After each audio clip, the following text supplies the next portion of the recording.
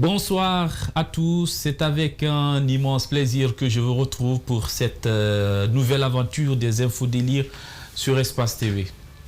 Oui, je sais que vous êtes en train de vous faire beaucoup de films en ce moment. Cette lenteur déconcertante, en fait, c'est mon côté tortue que je vous ai caché depuis tout ce temps. Vous savez, un jour, j'ai failli poser la question à mes parents, père, mère, est-ce que je peux vous poser une question? Ils ont dit oui, alors j'ai dit, est-ce que je suis une tortue? Mon père, il ne m'a jamais tapé de toute sa vie. Je lui aurais offert ce jour-là une occasion en or. Faites-vous un peu le film. Lui, en train de me bastonner, c'était un flic, hein, et moi, la tortue, en tentant d'esquiver les coups, hein, à la Matrix, quoi. J'ai attendu une trentaine d'années pour avoir ma réponse. Je suis une tortue. Je ne le savais vraiment pas. Un cousin lointain m'a appelé hier pour me confirmer. Je vous présente Dimo. Kouz, est-ce que tu peux dire bonsoir à nos invités? Bonsoir. Et tu as dit ça comme ça? C'est la flèche. Comprenez-nous, hein, c'est notre nature finalement. Vous connaissez Jonathan, la tortue, le chevalier de la lenteur? Non? C'est notre patriarche. Voici son histoire. C'est l'heure du repas pour le plus célèbre résident de Sainte-Hélène. Jonathan la tortue est une véritable institution sur la petite île de l'Atlantique. Originaire des Seychelles, les circonstances de son arrivée à Sainte-Hélène demeurent mystérieuses. C'était il y a plus d'un siècle et aujourd'hui, Jonathan est sans doute le plus vieil animal terrestre de la planète. Nous pensons qu'il a entre 125 et 186 ans. Mais en fait, il pourrait être encore plus vieux parce qu'on calcule son âge à partir de son arrivée à Sainte-Hélène. Et tout dépend s'il est arrivé étant un jeune ou un vieil adulte. Dans ce cas, il pourrait même avoir 100 ans de plus. La seule vétérinaire de l'île est aux petits soins pour son patient VIP. Jonathan bénéficie d'un régime spécial à base de fruits et de légumes dont beaucoup sont importés par bateau. Le centenaire doit être patiemment nourri à la main. Il souffre de cataracte et il a perdu son odorat, même si son ouïe reste intacte. Il pourrait appartenir à une espèce très rare de tortue des Seychelles, mais nous n'en sommes pas sûrs. Nous faisons des tests génétiques en ce moment et une carte de son génome, donc on devrait bientôt en savoir plus. Malgré son grand âge, Jonathan continue à apprécier les ladies et à batifoler avec les tortues femelles géantes qui partagent son enclos. Lisa Phillips, le gouverneur de Sainte-Hélène, est aux premières loges pour observer les tortues qui s'accouplent bruyamment dans les jardins de sa résidence. Je l'ai déjà entendu dans son parc en train de passer du bon temps avec Emily. Je dois garder un œil sur lui quand ça arrive, car parfois les tortues peuvent tomber sur le dos dans ces moments-là. Donc je dois m'assurer que tout est fait dans un cadre protégé. Ce n'était pas dans la description de mon poste quand je suis devenu gouverneur. La presse locale surveille de près l'évolution de la santé de la vieille tortue. Tout est déjà prévu pour le jour où Jonathan tirera sa révérence. Sa nécrologie est déjà écrite et sa carapace sera conservée précieusement pour être étudiée puis exposée sur l'île de Sainte-Hélène. Elle est belle ma famille, non? Oups!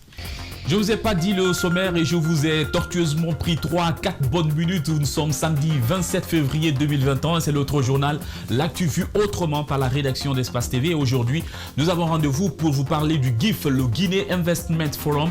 Aux investisseurs étrangers présents à la rencontre, le président Alpha Condé a bien vendu le pays.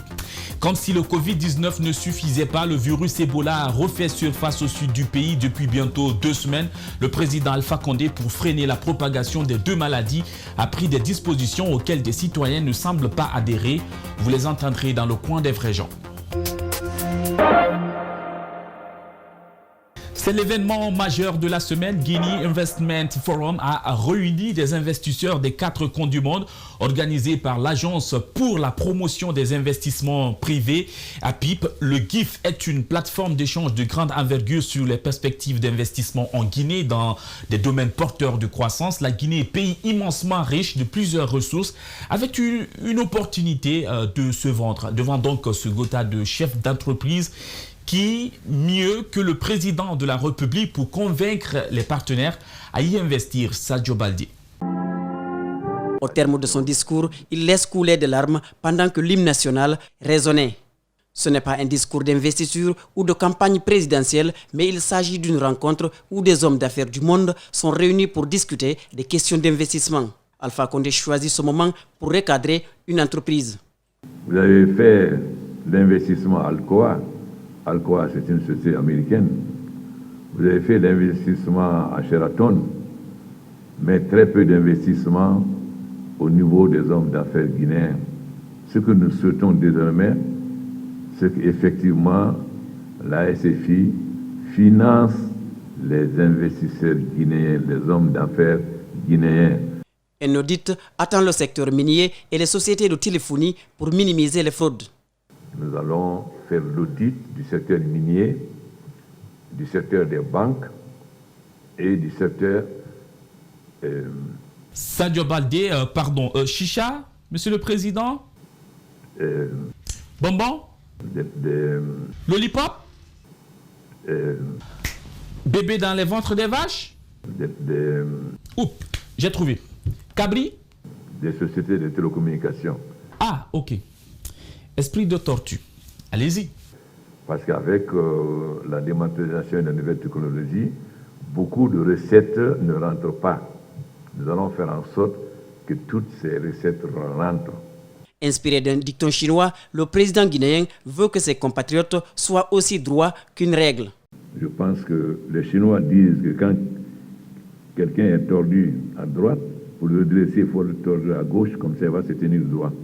La honte a foutu le camp. Il faut désormais faire le gendarme comme celui qui veut maintenir la tête de la tortue au dehors. Vous savez, les Guinéens n'ont pas honte, ils ont peur. Alors, c'est comme la tortue, il faut mettre le feu derrière. Ce qui va se passer. C'est là où il a tout gâté. Écoutons la suite pour aller vite. La sédentarisation des fonctionnaires qui se donnent le plaisir de changer leur date de naissance perturbe le sommeil de Sectouria.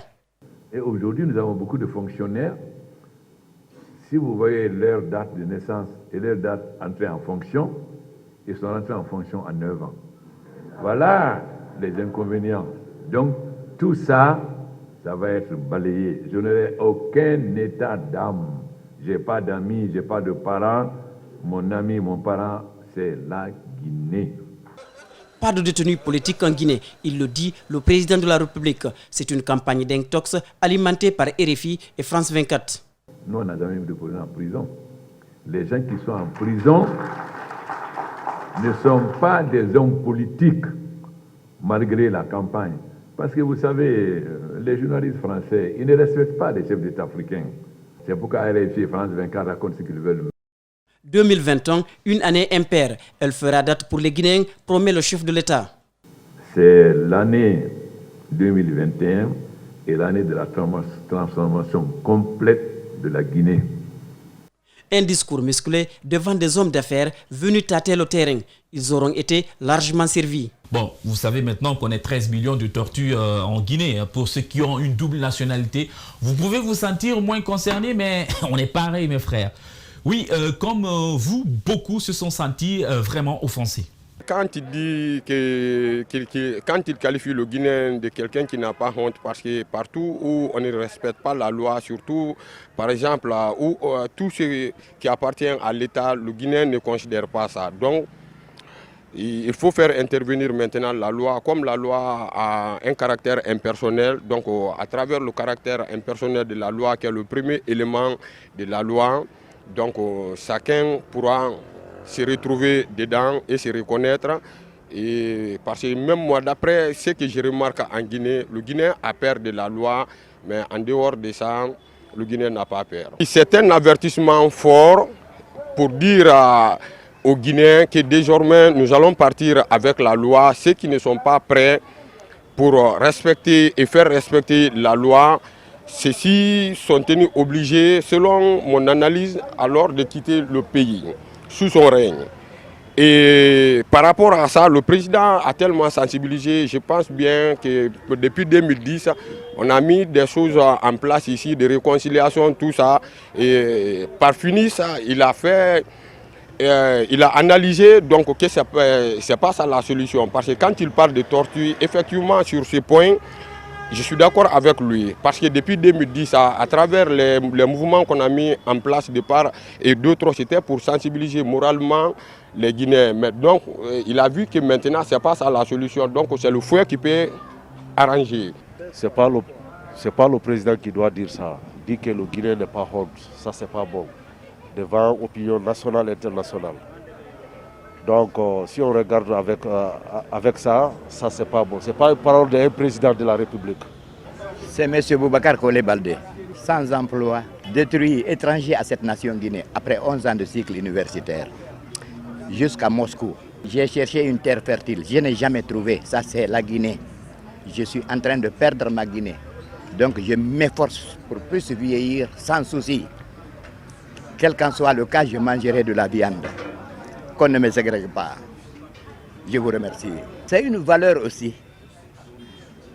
Je ne peux pas dire que c'est ridicule. Mais ça me fortifie dans ma position, dans cette position de chômage. Nous sommes assis sur des bases injustes. On veut parler de démocratie. Notre démocratie, tant enviée par ce peuple, depuis 2010, semble ce gouvernement le plus attrayant, au seul but, c'est-à-dire des abus, d'attribuer des pouvoirs égaux à des hommes qu'on se veut naturellement inégaux. C'est pourquoi bien, j'aurais préféré que le président ne sorte pas. S'il est démocrate, qu'il accepte de vous rencontrer, vous les consommateurs guinéens, qui se prêtent à vos questions. Mais, quelque part, c'est le bilan qui a parlé de lui-même depuis 2010 et jusqu'à nos jours. Ce bilan, peut-être que c'est pour une révision de conscience, de comportement. Peut-être ce sont des réserves d'augmentation de la rentabilité d'un État infertile. Une gouvernance qui nous assomme. Ces propos injurieux. C'est pourquoi j'aurais préféré que le président ne parle pas du tout, qu'il reste président et qu'il s'asseye. Mais s'il devrait connaître le peuple de Guinée, au respect de notre hymne national, c'est nous les Guinéens à s'écouter. Travail, notre devise, travail, justice, solidarité, travail, il n'y en a pas, solidarité, il n'y en a pas, justice, il n'y en a pas. La balle est renvoyée à son camp. S'il veut, tout de suite, la Guinée sera en marche. Un parti politique, c'est le poids des militants derrière dans leur dos. Un parti politique. Les militants ne sont pas des clients, c'est des vrais militants. L'UFDG ou l'UFR et tant d'autres partis, maintenant, presque ce sont les deux qui jouent le rôle d'opposants, qui ont du souci de défendre ce peuple. La majorité des militants pèsent derrière dans leur dos. Et c'est bien pourquoi la Guinée, je la vois mal. Quand on joue à un ping-pong politique qui ne nous arrange pas, quand on dit qu'il n'y a pas d'opposants en prison, c'est quelque part se leurrer. C'est inscrire la Guinée dans l'infertilité totale. Le souci est absent. Mon ami, j'ai besoin d'un groupe d'hommes soucieux, restreints, capables de sauvegarder l'honneur du peuple de Guinée. Mais à quand la France aura-t-elle confiance en nous maintenant? Alors que le référendum de 50, on s'est tapé la poitrine. On s'est trop tapé la poitrine en disant non. Mais c'est un peuple naïf. Et aujourd'hui, on se recrée avec un autre peuple naïf, où les compétences sont stassées. C'est le royaume là où les médiocres ont de la valeur. L'État est devenu une vache laitière. Il est difficile de redresser ce personnel, d'habituer ce personnel à un travail efficace. Et c'est bien pourquoi je vous dis, la balle est dans le camp du président Alpha Condé. Et s'il connaît la Guinée, s'il connaît le Guinéen, il n'a qu'à se dérober de ces démarcheurs pesant derrière la sonnerie. Le travail le plus facile, c'est d'être démarcheur en Guinée. Mais comme il a associé plusieurs démarcheurs, qu'on ne le trompe pas. Et s'il accepte de les accompagner sans pour autant qu'ils sortent heureux de cette situation, au peuple de Guinée d'apprécier. C'est l'heure de l'écran publicitaire. Vous êtes dans le Tortue la Ronde. À tout de suite pour la deuxième partie.